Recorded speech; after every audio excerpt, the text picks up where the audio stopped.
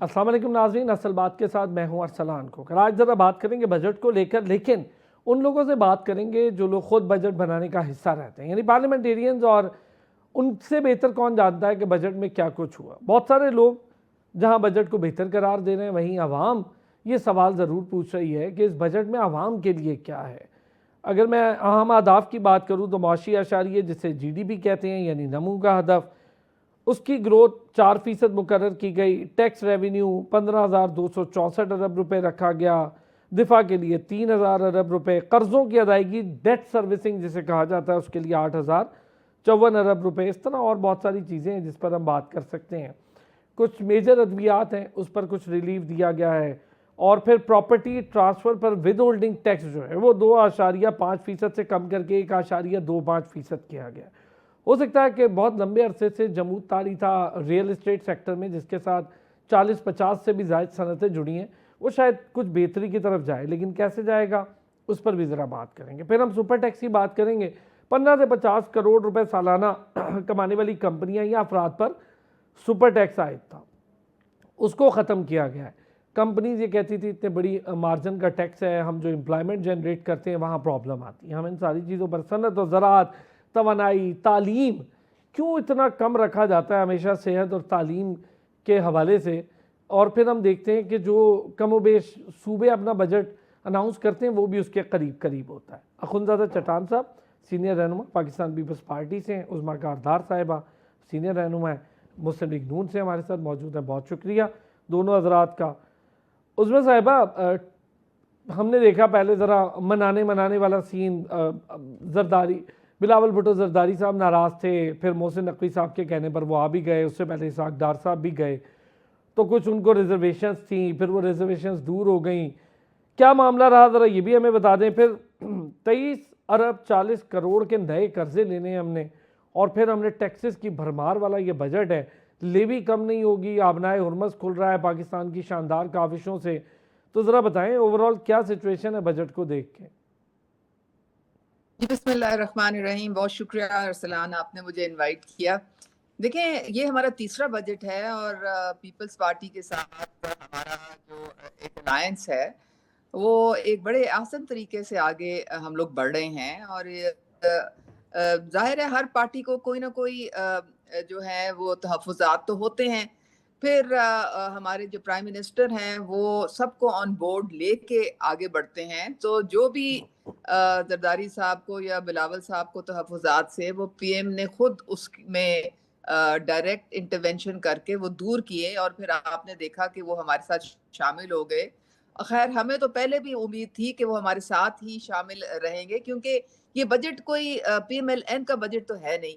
ये तो पाकिस्तान के लोगों का बजट है, और पाकिस्तान से जो भी मुहिब्बे वतन है वो हरगिज़ नहीं चाहेगा कि एक भी दिन जो बजट है वो डिले हो, क्योंकि ज़ाहिर है पूरे मुल्क का, पूरी कारोबार, पूरे जो आप जो टैक्स पेयर हैं उनको जो भी उनकी सर्विसेज हैं, हेल्थ हो गई, एजुकेशन या और भी किसी भी चीज़ में अगर आप देखें तो बजट के बगैर तो हर चीज़ बंद हो जाती है।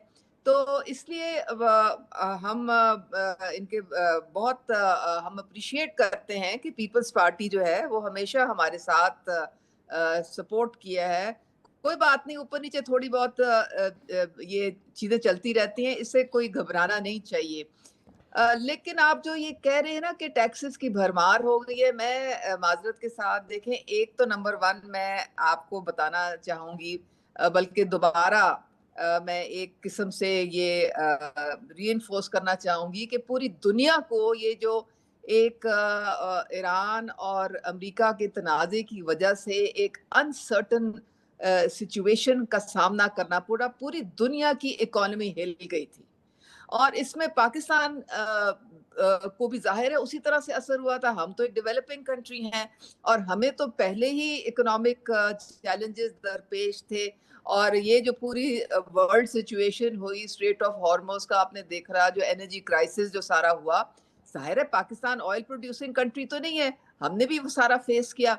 लेकिन फिर भी हुकूमत ने पूरी पूरी कोशिश की है कि कोई टैक्सेस पे का ज़्यादा बर्डन जो आम इंसान पे ना पड़े। سپر ٹیکس ختم ہوا, ریل اسٹیٹ پہ بہت چیخو پکار ہو رہی تھی, اس کو بھی چلے سپر کم ٹیکس تو کیا بڑے گیا. لوگوں کا ہے نا اور باقی عظمت صاحبہ, سپر ٹیکس تو ان لوگوں کا 15 سے 20 کروڑ کمانے والوں کا.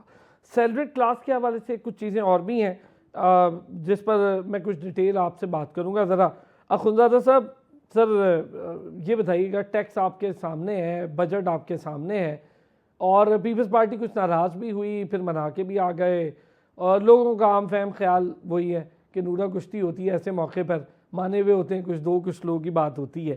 کیا ایسا ہی ہے کو بجٹ کو لے کے واقعی تحفظات تھے؟ بسم اللہ الرحمن الرحیم. دیکھیے جی, بجٹ پہ ہمارے تحفظات تھی, ہمارے تحفظات ہے.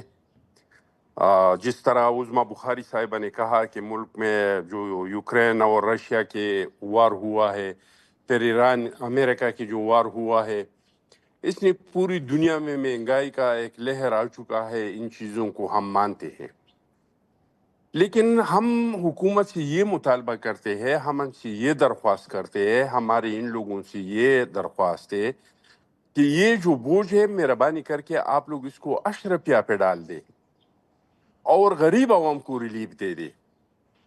اگر آپ اپنا ڈائریکٹ ٹیکس کا دائرہ وسیع کرتے ہیں تو اس کا مطلب یہ ہے کہ آپ غریب عوام کو ریلیف دے رہے ہیں. اگر آپ انڈائریکٹ ٹیکس کا لگاتے ہیں تو اس کا مطلب یہ ہے کہ آپ غریب عوام پہ بوجھ ڈال رہے ہیں. تو ہم ان سے یہ کہہ رہے ہیں کہ کچھ اپنے اخراجات کم کرے, کچھ اپنے آمدنی کو بڑھائے.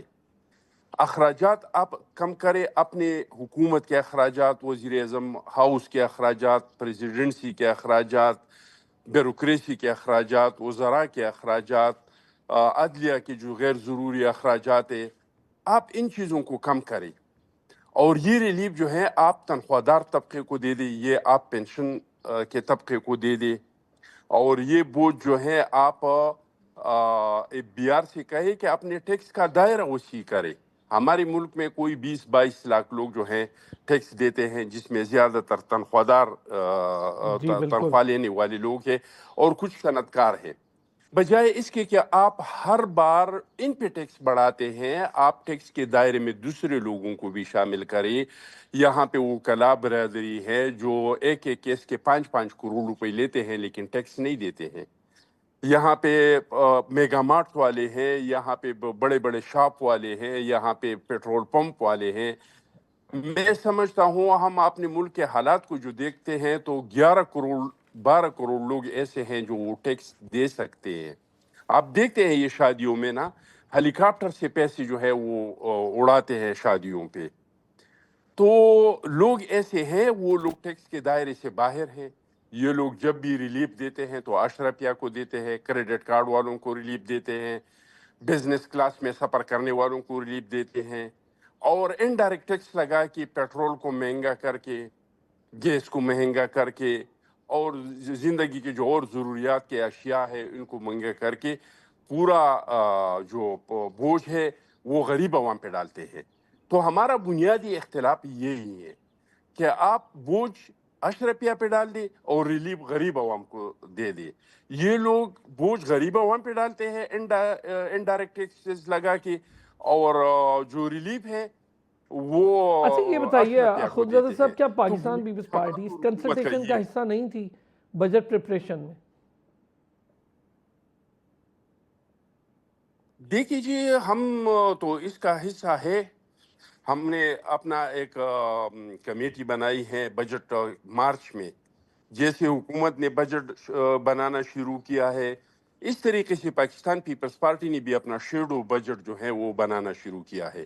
نوید قمر صاحب ہے, سلیم مانجوالا ہے, شیری رحمان صاحبہ ہے, یہ 3 رکنی ہم نے کمیٹی بنائی ہے.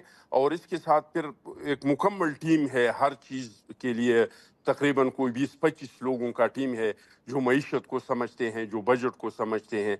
تو ہم ہر بار, چاہے ہم اپوزیشن میں ہو تو ہر بار حکومت کے ساتھ, چاہے وہ عمران خان صاحب کا حکومت تھا, چاہے وہ شہباز شریف صاحب کا حکومت ہے, ہم حکومت کے ساتھ ساتھ اپنا شیڈو بجٹ بناتے ہیں. ہم صرف تنقید نہیں کرتے ہیں, ہم صرف یہ نہیں کہہ رہے ہیں جس طرح کے ہمارے دوست جو ہے جو نام کی اپوزیشن ہے پی ٹی آئی والے جو اسمبلی میں آ کے صرف نعرے لگاتے ہیں کہ اس کو رہا کرو اس کو رہا کرو. ہم باقاعدگی سے ایک شیڈو بجٹ بنا کے ان کے سامنے رکھتے ہیں کہ آپ جو کچھ کر رہے ہیں اس کا بوجھ جا کے غریب عوام پہ پڑے گا. ٹھیک ہو گیا. ہم میں آپ ذرا کو جو اس پہ شیڈو بجٹ عظمیٰ دے صاحبہ رہے ہیں کنسلٹیشن یہ ساری چیزیں جو ابھی اخوندزادہ صاحب بھی کہہ رہے ہیں کہ عوام پر بوجھ پڑ رہا ہے. حالانکہ آپ دونوں پارٹیاں اس وقت کسی نہ کسی طور گورنمنٹ میں ہیں, صدر ایک پارٹی سے ہیں, وزیر اعظم ایک پارٹی سے ہیں, چیئرمین سینٹ بھی موجود ہیں. یہ کہنا کہ ایسا نہیں ہے ویسا نہیں ہے یہ بڑا مشکل ہو جائے گا. تو کیا کوئی کنسلٹیشن ہوئی تھی پیپلز پارٹی کے ساتھ اس ساری سچویشن کو لے کے؟ میں تو آپ اخوندزادہ چٹان کی بڑی عزت کرتی ہوں, بس میرا تو ان سے یہی سوال ہے کہ 70 سال 75 سال سے جو ٹیکسیشن کا انڈائریکٹ ایک سلسلہ چلتا آ رہا ہے لیوی کا, وہ نے اس کو بال پوس کے اتنا خوفناک کیا. جب اب ہماری حکومت آئی ہے تو سب سے پہلے ہم ایف بی آر کی طرف ریفارمز کی طرف گئے کیونکہ وہاں پہ اتنے حالات خراب تھے. آپ سوچیں کہ تقریباً 1 سے 1.5 ملین ٹوٹل فائلرز تھے پورے پاکستان کی 23 کروڑ کی آبادی سے. اس وقت ہمارے ریفارمز کی وجہ سے اور چونکہ نان فائلرز کے ارد گرد بہت گھیرا حکومت نے تنگ کر دیا ہے, تو اس وقت 10 ملین آپ کے جو ہیں وہ فائلرز اس وقت موجود ہیں ملک میں, اور یہ بتدریج آہستہ آہستہ اور براڈ بیس کیا جا رہا ہے ٹیکسیشن کو. تو یہ بھی تو فرمائیں, ان کی حکومتیں رہی ہیں پیچھے, تو کیوں نہیں انہوں نے یہ سارا معاملہ پہلے دیکھا, کیوں اس ٹھیک ہو طرح گیا. سے. عظمیٰ صاحبہ پلیز اپنی بات پوری کیجیے گا, پھر میں یہی سوال اخوندزادہ صاحب سے بھی اٹھاتا ہوں. بات ساری یہ ہے کہ پورا نظام جو ٹیکسیشن کا ہے وہ ہماری حکومت نے آ کے تو اس میں ریفارمز پیدا کرنے کی کوشش کی ہے. یہ پچھلے سے اتنا جسے کہتے ہیں ایک ناکام ٹیکسیشن والا جو سسٹم تھا, وہ ان سے پوچھیں کیوں انہوں نے چینج نہیں کیا, کیوں یہ اسی طرح سے انہوں نے اپنے ادوار میں بھی اس کو بڑھاوا دیا ہے, اور لیوی پہ لیوی لیوی پہ لیوی یہ صرف. اچھا, اور آئی ایم ایف کا بھی دیکھ لیں, جب میاں محمد نواز شریف کی 2017 میں گئی ہے حکومت تو تقریباً ہم خیر آباد کہہ چکے تھے آئی ایم ایف کو, اور ہماری جو اکانومی تھی دنیا کی 24ویں سب سے مضبوط اکانومی جو تھی وہ اس میں شامل ہو گئی تھی. لیکن اس کے بعد جو حالات ہوئے ہیں وہ سب کے سامنے ہیں کہ کس طریقے سے مزید قرضے پہ قرضے لے کے, تو اس کے بعد پھر آپ دیکھیں کہ ایک ڈیفالٹ کے دھانے تک جب پی ٹی آئی کی حکومت گئی ہے تو اس وقت تو یہ سری لنکا بنا کے تو پاکستان کو یہ چھوڑ کے گئے ہیں. بڑی مشکل سے سنبھالا دیا ہے اکانومی کو. اور اچھا اب تو ٹھیک ہو گیا, میں چاہوں گا آپ کا ایک ایک کامنٹ اس پر بھی ہونا چاہیے عظمیٰ صاحبہ, چونکہ آپ ریپریزنٹ کرتی ہیں, نون لیگ ہے, گورنمنٹ کو ریپریزنٹ کرتی ہیں. آپ کے مطابق یہ بجٹ اگر میں دیکھوں, آپ سمجھتی ہیں کہ اس میں ریلیف بھی ہے عوام کے لیے؟ بجٹ اوکے, ایسا ہی بجٹ بن سکتا, سب سے بہتر یہی بجٹ بن سکتا تھا؟ دیکھیں, کوئی بھی جمہوری حکومت جو ہے نا وہ ہرگز نہیں چاہے گی کہ عوام کے اوپر کوئی بوجھ آئے. جو وفاقی حکومت کا جو بجٹ ہے وہ تو آپ کو پتہ ہے زیادہ ڈیٹ سروسنگ میں چلا جاتا ہے یا وہ ڈیفینس میں چلا جاتا ہے, زیادہ تو این ایف سی ایوارڈز میں صوبوں کو آ جاتا ہے پیسہ. اب صوبوں پہ ڈیپینڈ کرتا ہے کہ آپ کس قسم کا بجٹ اپنا پیش کرتے ہیں. اب پنجاب 65% آف پاکستان ہے, ہم ٹوٹلی ٹیکس فری بجٹ جو ہے وہ لے کے آ رہے ہیں, کوئی کسی قسم کا بوجھ ہم عوام پہ نہیں ڈال رہے ہیں. ہمارا جو 712 کا جو ہدف ہے ٹیکسیشن کا وہ ہم نے رکھا ہے جو کہ زیادہ جی ایس ٹی ان سروسز کے تھرو ہوگا, اور 128 ارب کے قریب جو ہے وہ ہمارا جو ہوگا وہ یہ ایکسائز ڈیوٹی کے مد میں ہم لانے کی کوشش کر رہے ہیں, اور 570 ارب جو ہے ہم فیڈرل حکومت کو دے رہے ہیں. مجھے تو یہ سمجھ نہیں آ رہی کہ ایک پنجاب ہی سب سے بڑی قربانی دے رہا ہے, ورنہ باقی صوبے تو میرے خیال میں بالکل بھی اتنا نہیں کنٹریبیوٹ کر کے دے رہے ہیں وفاقی حکومت کو.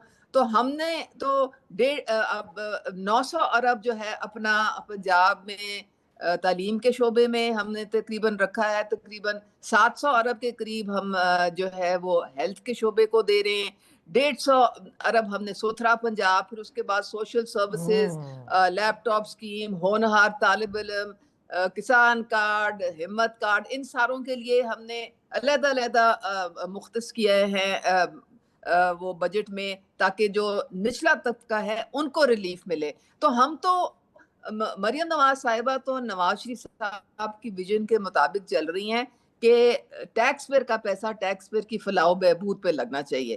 تو جتنے بھی اچھا آپ نے یہ اچھا طبقات بتا ہیں ان دیا, کے لیے اچھا بہت کہ آپ نے ریلیف کچھ ہے. چیزیں ہمیں سیدھا بتا بھی دی, سننے والوں کو یہ بھی پتہ چل گیا کہ بجٹ کیسا آنے والا ہے پنجاب کا, اور آپ نے یہ بھی بتا دیا کہ کنٹریبیوٹ کر رہا ہے پنجاب فیڈرل کے ساتھ اس کی ڈیٹ سروسنگ کو لے کر, اس میں جو حصہ ڈال سکتا ہے. اس پر ذرا سندھ کیا کہتا ہے اس پر بھی بات کریں گے. نعیم صدیقی صاحب اکانومسٹ ہیں, انہوں نے بھی ہمیں جوائن کر لیا. نعیم صاحب تھینک یو سو مچ, آپ نے بھی ہمیں جوائن کیا.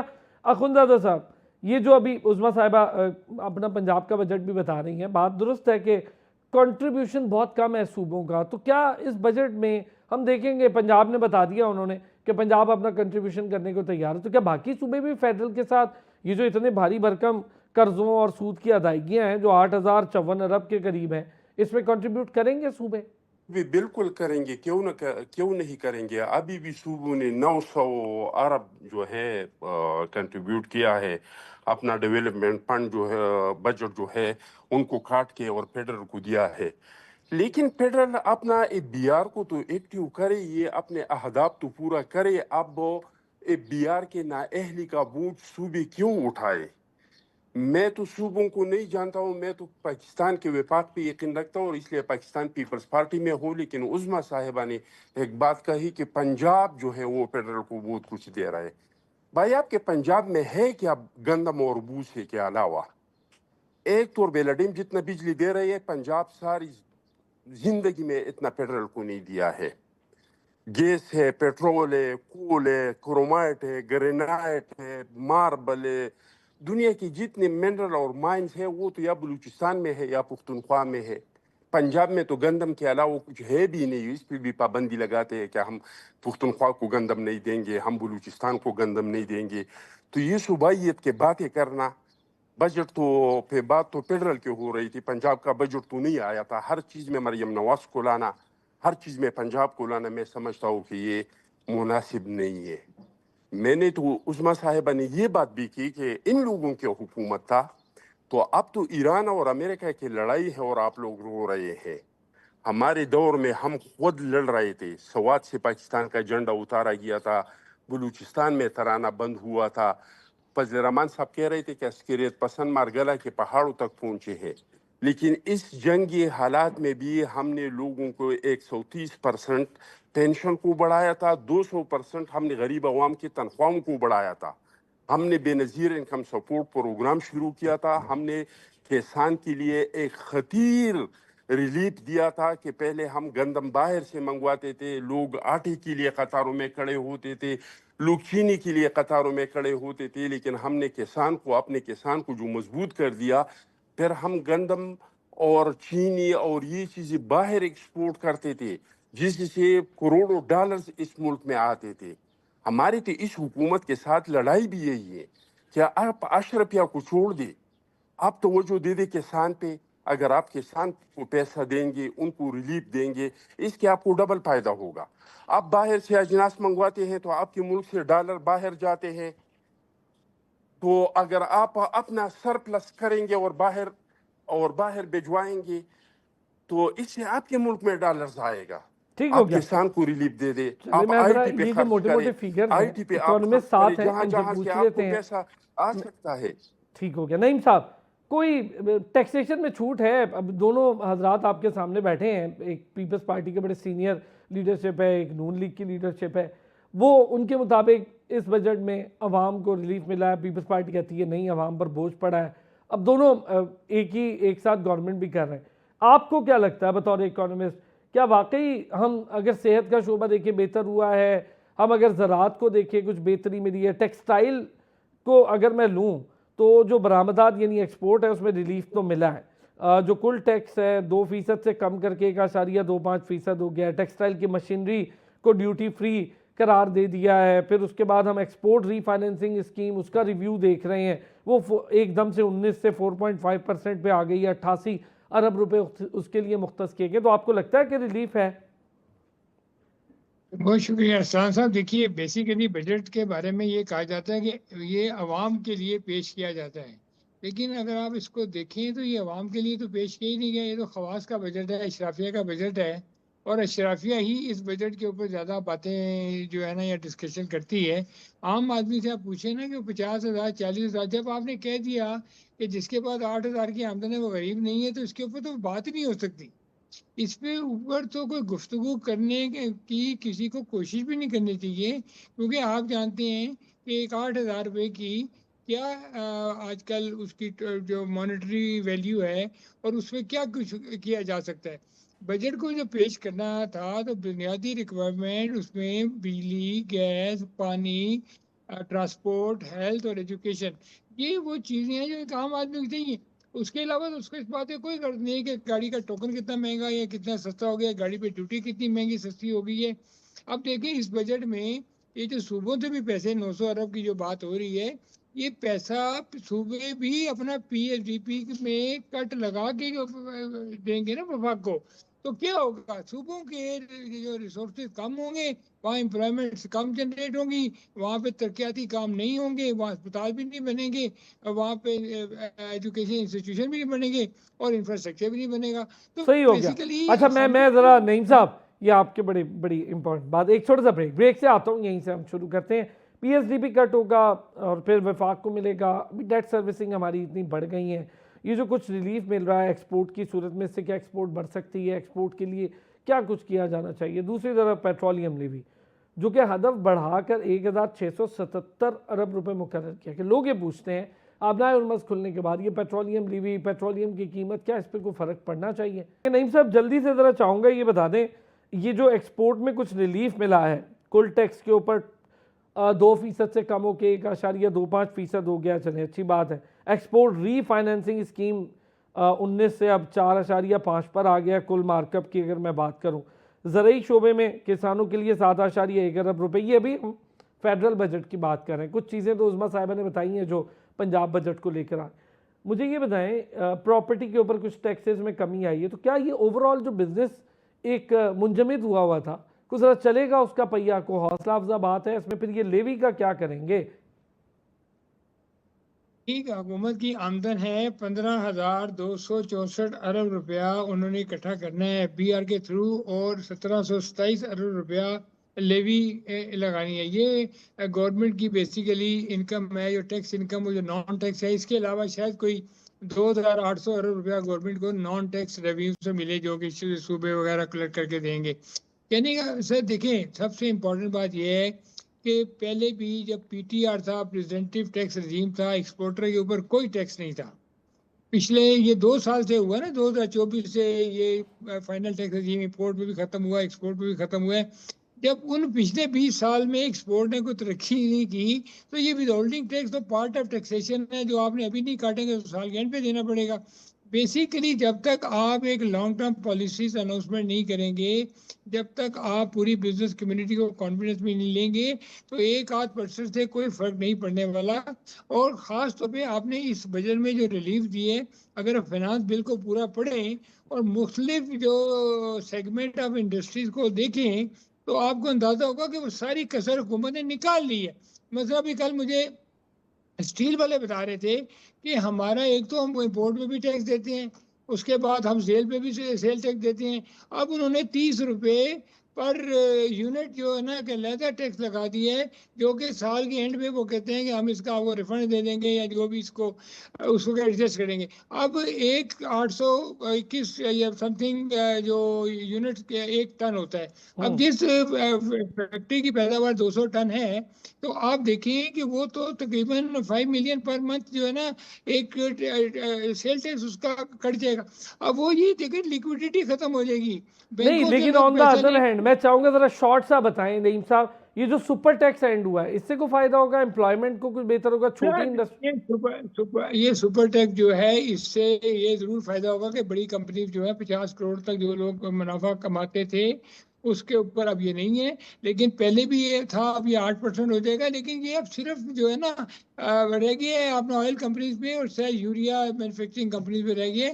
تو یہ اس ٹھیک کا ہے، اسی میں آتے چاہوں گا چلے جو آپ نے سوالات اٹھائیں بہت سارے. عظمیٰ صاحبہ، پیٹرولیم کو لے کر اب لیوی کا ہدف ہے، موجود ہے، آپ کے مطابق یہ پہلے سے چلا آ رہا ہے، لیکن چونکہ مشکل حالات ہیں یہ سارا.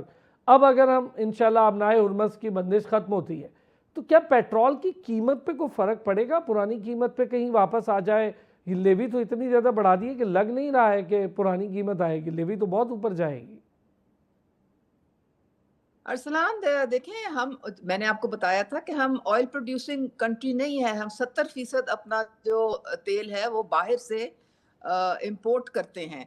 اب انٹرنیشنل مارکیٹ میں اتار چڑھاؤ جو ہے قیمتوں کا، اسٹریٹ آف ہارموز جب یہ کھل جائے گی اور پھر یہ تواتر کے ساتھ پھر سپلائی جو ہے وہ چلنا شروع ہو جائے گی مڈل ایسٹ سے بھی اور باقی جگہوں سے بھی، تو میرے خیال میں جو تیل کی قیمتیں ہیں وہ بتدریج نیچے آ جائیں گی. اور جب انٹرنیشنلی جب نیچے آئیں گی تو ظاہر ہے کہ جو ایک دم سے ہمیں بڑھانی پڑی تھی انٹرنیشنل پرائسز کی وجہ سے، وہ یہاں پہ بھی کم ہوں گی. اور آلریڈی دیکھیں ہماری حکومت نے 3-4 دفعہ تو لوگوں کو ریلیف تھوڑا تھوڑا کر کے دینے کی پوری کوشش کی ہے. جیسے ہی انٹرنیشنلی تھوڑا کم ریٹ ہوا ویسے ہی ڈیزل کی بھی قیمتیں کم کی گئیں، پیٹرول کی بھی کم کی گئیں. لیکن جو ایک بہت ڈراسٹک طریقے سے کمی تبھی آئے گی جب جو آئل کی جو سپلائی چین ہے وہ دوبارہ پوری دنیا میں ریسٹور ہوگی. کیونکہ پوری دنیا آئل کرائسس، امریکہ میں 4 سال کبھی اتنا انرجی کا کرائسس نہیں آیا. یورپ کی جو ایئر لائنز ہیں ان اب کی بات صحیح کے ہے، پاس پوری گیسولین دنیا میں ختم ہو گئی ہے ریسیشن ہے. 3 ہفتے سے. تو یہ پوری دنیا ہمارا تیل پروڈیوس کر رہے ہیں نا کہ اپنی مرضی سے پھر ہم استعمال کریں گے. اب آپ خود زیادہ چتان سے پوچھیں نا، جو آئی پی پیز جو گلے کا ہار ہمارا یہ کون پہنا کے گیا تھا؟ سب سے مہنگی جو بجلی ہم فرنس آئل سے پروڈیوس کرتے ہیں، اور ہم 50% اپنا ترقیاتی بجٹ فیڈرل کو دے رہے ہیں، یہ صرف 10% کے قریب دے رہے ہیں. پتہ نہیں کون سے اعداد و شمار آپ کو بتا رہے ہیں. ان کو بولے ذرا چیک کریں جا کے ہو کیا رہا ہے وہاں پہ. اچھا ٹھیک ہے، آپ یہ کہہ رہے ہیں کہ آپ لوگ اتنا بجٹ دے رہے ہیں اور وہ لوگ صرف جو کنٹریبیوٹ کر رہے ہیں وہ 10% کر رہے ہیں. یہ جو آئی پی پیز کا معاملہ ہے اخوندزادہ صاحب، اس سے کب جان چھوٹ سکتی ہے؟ یہ تو شروعات ہی گورنمنٹ نے اپنے فیصلوں سے کیا کہ بجلی نہیں تھی، آئی پی پیز بلا لیے، پرانا فارمولا ہے. کیا ہم اس سے جان چھڑوا سکتے ہیں؟ اور کم و بیش ان سب کے کانٹیکٹس اسمبلیوں میں موجود ہیں، تو کیسے جان چھڑوا سکتے ہیں؟ بالکل جی جان چھڑوا سکتے ہیں، لیکن یہ سب ہم لوگ کسی کا دوست ہے، کسی کا رشتہ دار ہے، کسی کا عزیز ہے، کسی کا ووٹر ہے، تو ہم تو چاہتے ہیں کہ اپنے لوگوں کو نوازے. جہاں تک ہمارے آئی پی پیز کے ساتھ کوئی تعلق نہیں ہے جو 18 19 20 گھنٹے لوڈ شیڈنگ تھا. ہم تو رینٹل پاور لگا رہے تھے. اور آپ کو پتہ ہے کہ ان دنوں میں ایک وہاں پہ ایک چیف جسٹس تھا کہ ہم اس ایشو کو بھی ٹرانسفر کرتے تو اس پہ سوموٹو لیتے اور اس کو روک دیتے. تو اس سے ہمارا کوئی لینا دینا نہیں ہے. باقی ہم مانتے ہیں کہ عراق اور ایران اور امریکن وار سے فیول کی جو قیمتیں ہیں وہ بڑھ گئی ہیں، لیکن ہمارا مسئلہ قیمتوں کا نہیں ہے. ہم حکومت سے یہ نہیں کہہ رہے کہ آپ نہیں بڑھائے. ان کا جو ہے وہ لیوی کا ہے، وہ ٹیکس کا ہے کہ یہ ٹیکس لگاتے ہیں. ہم کہتے ہیں اس میں کمی لائے، اور یہ جو ٹیکس آپ پیور سے لیتے ہیں یہ اشرفیہ پہ ڈال دے، یہ ان لوگوں پہ ڈال دے جس کو آپ ریلیف دے رہے ہیں کریڈٹ کارڈ میں، جس سر میں بات آپ آپ کی 50 بالکل 50 درست ہے کروڑ کہ روپے جو سیلری کماتے ہیں کلاس ان کو پستی چلی جا رہی ہے، جو اشرافیہ کے آپ لیے ریلیف دے رہے ٹیکسیشن ہیں. میں چھوٹ ہے. جو 50 ہم کروڑ یہ اس کما کو رہا ہے وہ چھوٹ پا رہا ہے، لیکن جو 50,000 کما رہا ہے اس کے لیے مشکل ہے، اسے کھانا کھانا ہے، تب بھی ٹیکس دینا ہے، انڈائریکٹ ٹیکس بھی دینا ہے، بجلی کے بل بھی ہیں. اخوندزادہ صاحب تھینک یو سو مچ. عظمیٰ کاردار صاحبہ کا بہت شکریہ. نعیم صدیقی صاحب آپ کا بھی بہت شکریہ. کل پھر ہوگی آپ سے ملاقات. اپنا خیال رکھیے گا.